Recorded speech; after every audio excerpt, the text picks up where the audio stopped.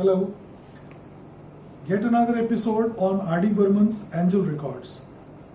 I think I had told in the last episode that I would be talking about Baharon Ke Sapne, a movie that was made in 1967 by the Nasir Hussain Films. और उनकी जो favourite heroine हुआ करती थी Asha Parekh, she was in this movie along with Rajesh Khanna, Madan Puri और एक और उनके बड़े प्यारे कैरेक्टर होते थे मेरे ख्याल से राजेंद्र नाथ साहब, वो भी इस मूवी में थे। मूवी तो ब्लैक एंड वाइट में फिल्माई गई थी, लेकिन उसमें एक गाना था क्या जानू सजन, वो ड्रीम सीक्वेंस जो है वो कलर में शूट किया गया था। एक हफ्ते के अंदर इस मूवी का एंड चेंज करना पड़ा because the Indian audience did not like the tragic ending, तो उसको हैप्पी एंडिंग में बदलना पड़ा क्योंकि लोगों को वो ट्रेजिक एंड बिल्कुल ही पसंद नहीं आया। Movie RD. बर्मन को दी गई थी म्यूजिक के लिए, और आर.डी. बर्मन ने क्या गजब का काम किया था इस मूवी में। ये रिकॉर्ड आज की डेट में बहुत ही रेयर है। It is probably one of the rarest Bollywood records I would से, क्योंकि बहारों के सपने का रिकॉर्ड एंजल में नहीं मिलता। हालांकि त्रासदी ये है कि ये रिकॉर्ड अच्छा बजता नहीं है। It does not play as good as it was expected to. बाकी के जैसे हमारे एंजल्स बजते हैं ये वैसा नहीं बजता। इसकी प्रेसिंग में कुछ फ्लॉज हैं। मैंने तकरीबन 6-7 कॉपीज अब तक इस्तेमाल की होगी और मुझे कोई भी बहुत अच्छी नहीं लगी। इसका ओडियन प्रेस भी बना है, हालांकि उसका नंबर भी 3AEX से ही शुरू होता है, तो डेफिनेटली वो प्रेस भी एंजल के साथ साथ बनी होगी एक्सपोर्ट करने के लिए। मैंने उसको सुना नहीं है, एक बार मुझे अपॉर्चुनिटी मिली थी उसको लेने की, लेकिन आई थिंक आई डिलेड और वो मेरे हाथ से निकल गई। शायद वो अच्छी बजती हो, लेकिन चांसेस बहुत कम है, क्योंकि एन इवनिंग इन पेरिस का भी ओडियन का मैं MOC सीरीज का रिकॉर्ड मैं यूज़ कर चुका हूँ और वो कुछ खास नहीं बजता। तो if you are using the same stamper, it hardly matters what kind of vinyl and carbon pellet mixture you are preparing, क्योंकि अगर आपके स्टैम्पर में ही कमी है तो रिकॉर्डिंग चाहे जो मर्जी आप प्रेस कर लें, रिजल्ट कोई बहुत ग्रेट नहीं होगा। इसका एक एंजल भी EP भी बना था बहारों के सपने का, जिसमें जो 2-3 की गाने थे वो कवर किए गए थे, वो बहुत अच्छा चलता है। उसका स्टैम्पर डेफिनेटली अलग बना होगा। But as I have spoken in my previous episodes, if you tend to use a mono cartridge, the disc sounds are quite acceptable, काफ़ी अच्छा बजता है उसमें।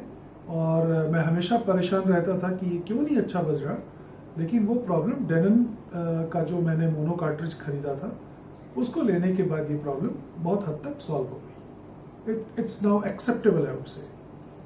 Nevertheless the record is on angel.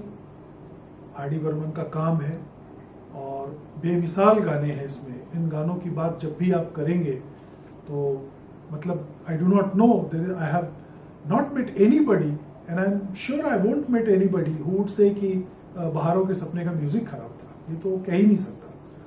तो मैं आपको अपना रिकॉर्ड दिखाता हूँ और हम अपने फॉर्मेट के मुताबिक उस रिकॉर्ड से थोड़े थोड़े पैसेजेस बजा के देखेंगे, and for that I will be using my mono cartridge for best possible sound. इसी क्रम में मैं आपको ये भी बताना चाहूँगा कि मुझसे किसी ने पूछा था कि how do you keep your records, आप कैसे रखते हैं अपने स्लीव्स में, क्या करते हैं। तो I will show it to you. ये है मेरा बहारों के सपने का रिकॉर्ड। ये जो हल्की सी आप लाइनें देख रहे हैं वो इस सारे जैकेट्स में आ जाती हैं, क्योंकि जो इसके ऊपर पेस्टिंग हुई थी वो शायद अंदर से इतने सालों के बाद हल्की सी लहरा गई है। ये जो फोटोग्राफ है राजेश खन्ना और आशा पारेख का, I think it is one of the brilliant most brilliant candid photographs. The emotion on their faces is so clear. Background बिल्कुल ब्लैक है तो चेहरे उभर के बाहर आ गए हैं, और इतना प्यारा फोटो है कि मुझे याद है कि मैंने इसको इंस्टाग्राम पे शेयर किया था और आशा जी ने इसको लाइक किया था और शेयर किया था। तो ये मैं आपको अब बताता हूँ कि मैं इसको रखता कैसे हूँ। देखिए, ऐसा है कि जो भी एंजल के रिकॉर्ड्स थे वो बहुत हार्ड कार्डबोर्ड पे नहीं बने थे, उनमें एक लचक होती थी और वक्त के साथ उनका ये सीम स्प्लिट वगैरह होने लगता है। तो मैंने ये डिसाइड किया कि मैं इन जैकेट्स को बिल्कुल एज इट इज रखूंगा और रिकॉर्ड को इनके अंदर नहीं रखूंगा, क्योंकि रिकॉर्ड जब आप जैकेट के अंदर रखते हैं तो दबाव पड़ने से, लोड पड़ने से 2-3 सालों के बाद आप देखेंगे ना, यहाँ पे गोल गोल से रिंग मार्क्स बन जाते हैं।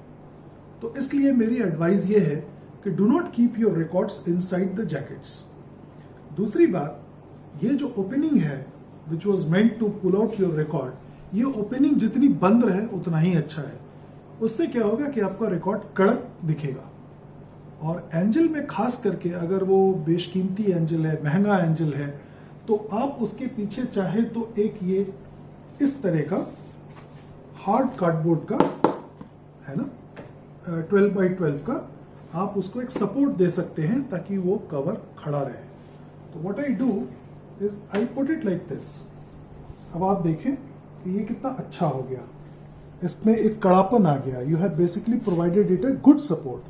और जब आप इसको अपने प्लास्टिक स्लीव में डालते हैं तो ध्यान रखें कि ये जो ओपनिंग साइड है वो अंदर चली जाए यूं। तो अब कोई भी जस्ट मोमेंट, यस, तो ये चीज आपकी यूं हो गई। अब जो ओपनिंग है वो इधर सील हो गई और ऊपर चूंकि ये स्पाइन है, ये बंद है, तो यहां से कोई डस्ट जाएगा नहीं। ये आपका कवर कड़क ऐसे लग गया। उसके बाद ये रिकॉर्ड है। रिकॉर्ड में ये साइड ओपन है। आप इसको यूं रखें, ओपनिंग साइड को राइट या लेफ्ट किसी एक तरफ कर दें ताकि ऊपर से डस्ट जाने की संभावना खत्म हो जाए, और इसको ऐसे आप रख सकते हैं। तो इधर रिकॉर्ड हो गया, इधर जैकेट हो गया, और बीच में एक कार्डबोर्ड आ गया। तो record is not touching the jacket, so what will happen is that you will not have any chance of ring marks. तो मेरा ख्याल है कि आपको ये टिप पसंद आई होगी।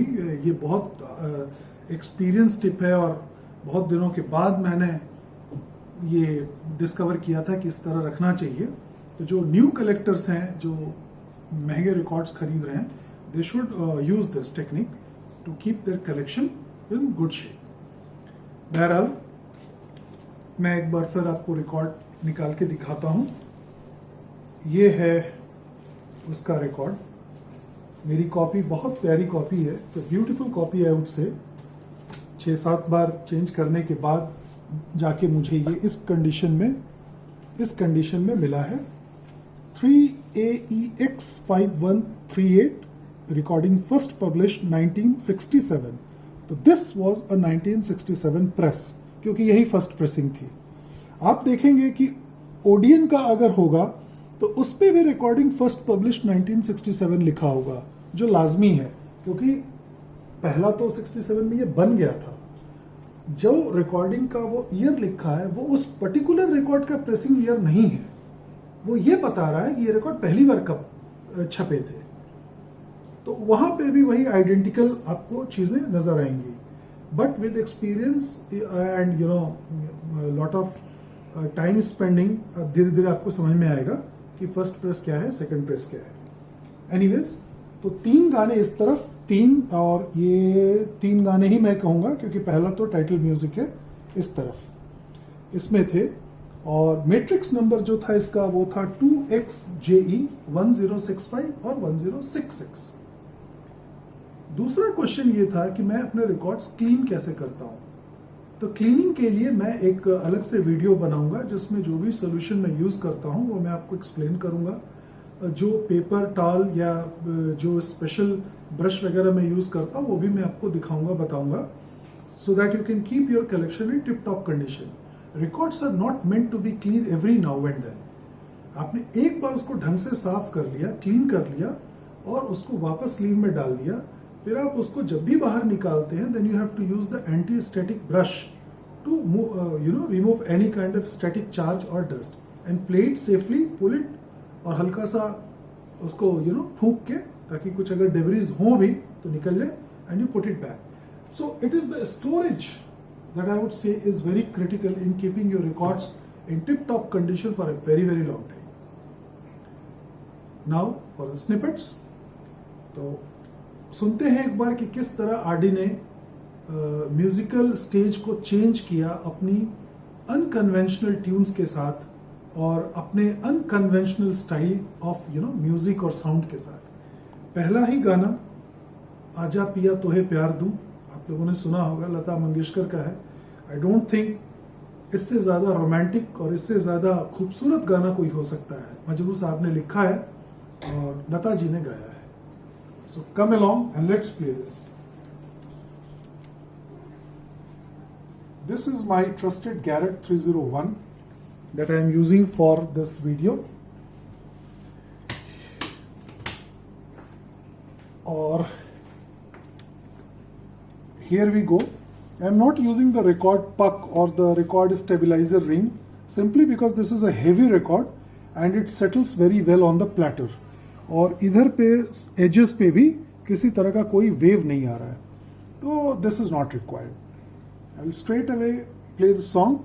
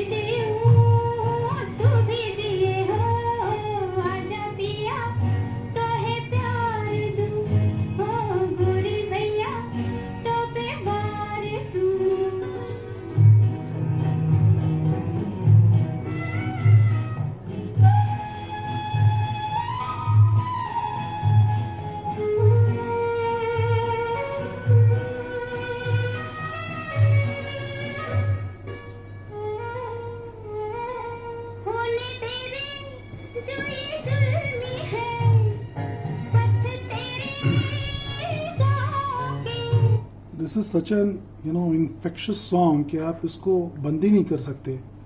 But anyways, the second song is चुनरी संभाल गोरी. ये कमाल का गाना है और मुझे याद है कि बचपन में मेरे पास एक पायरेटेड कैसेट हुआ करती थी JPS कंपनी की. उसमें ये गाना बहुत बढ़िया रिकॉर्डेड था, वेरी वेल रिकॉर्डेड. और एंजल तो डिसअपॉइंटिंग है, बट 78 पे ये गाना बहुत अच्छा चलता है. इसमें जो शुरू में जो फोक जैसा म्यूजिक है वो कमाल का है.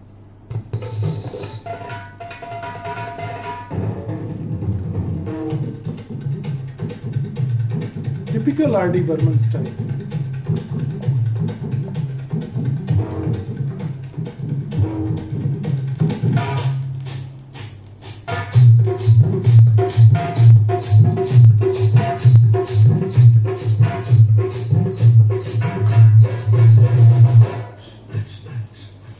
चुनरी संभाल गोरी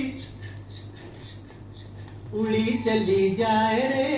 मन्ना डे का बेहतरीन रेंडिशन.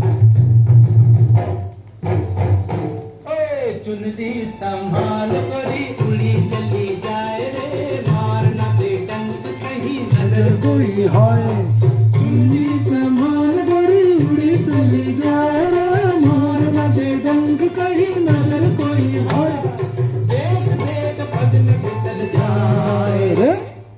अरे रा रा रा रा रा.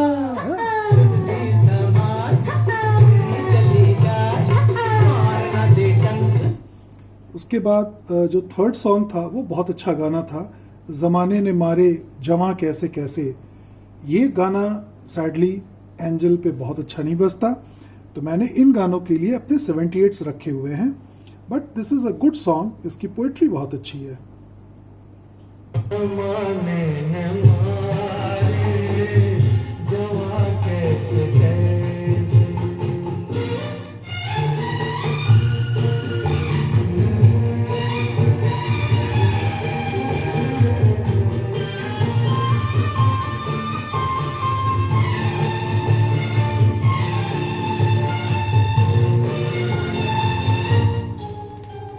पले एक पल रंग में फूल में. This was all about side 1. Now we will move to the second side and check out the songs there. हाँ, ये जो गाना है क्या जानू सजन, इसमें जो है ड्रीम सीक्वेंस में ये गाना फिल्माया गया था और ये पोर्शन केवल कलर्ड में फिल्माया गया था. फिल्म तो कुछ खास नहीं कर पाई थी, पर ये साउंड ट्रैक यादगार है.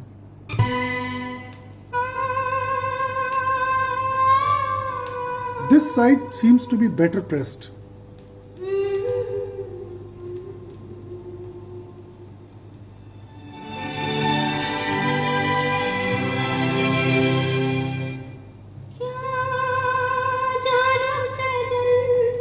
होती है क्या गम की शमा जल उठे सौ दिए जब लिया तेरा नाम. क्या जानो सजन होती है क्या गम की शाम जल उठे. आप ध्यान दें कि जब ये मूवी बनी थी तो उस समय के जो इंडस्ट्री के जो स्टैलवर्ड्स थे, चाहे शंकर जयकिशन साहब हों, लक्ष्मीकांत प्यारेलाल हों या और भी जो लोग थे, कल्याण जी भाई वगैरह, वो इस तरह की ट्यून्स नहीं बना रहे थे. उनकी ट्यून्स बिल्कुल अलग होती थी और आरडी की ट्यून बिल्कुल अलग है और कितनी मेलोडियस है, कितनी नई जैसी है.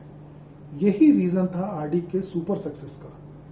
वो लोग बहुत काम कर चुके थे, थोड़ा ढल भी रहे थे, चूक भी रहे थे, और यहाँ एक यंग बंदा था जिसके दिमाग में नए आइडियाज़ थे, नए तरीके थे, और वो कैसे कौन सा साउंड क्रिएट करूं, चाहे वो कंघी से हो, मटके से हो, गागलिंग से हो, तरह तरह के आवाज़ को म्यूजिकल बना के पेश करने का काम पंचंदा ने किया. दूसरा गाना जो हमारे पास है वो है दो पल जो तेरी आंखों से पी. बहुत अच्छा गाना है ये भी, very nice song.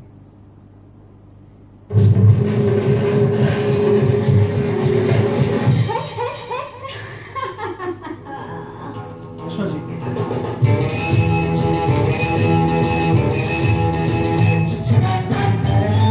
notice the music.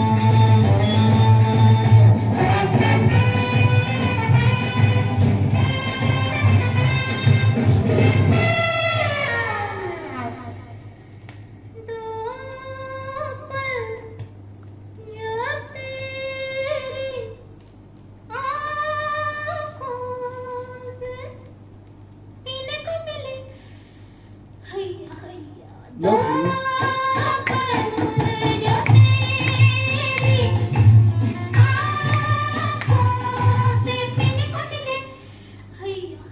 See?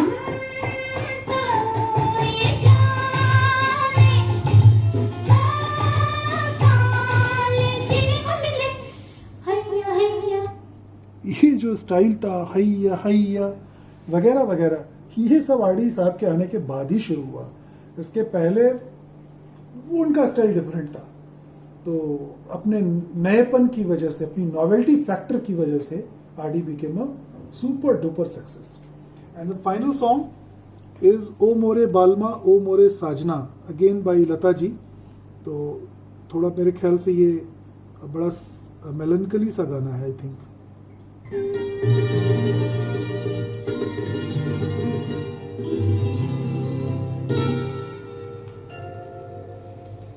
ओ मोरे सजना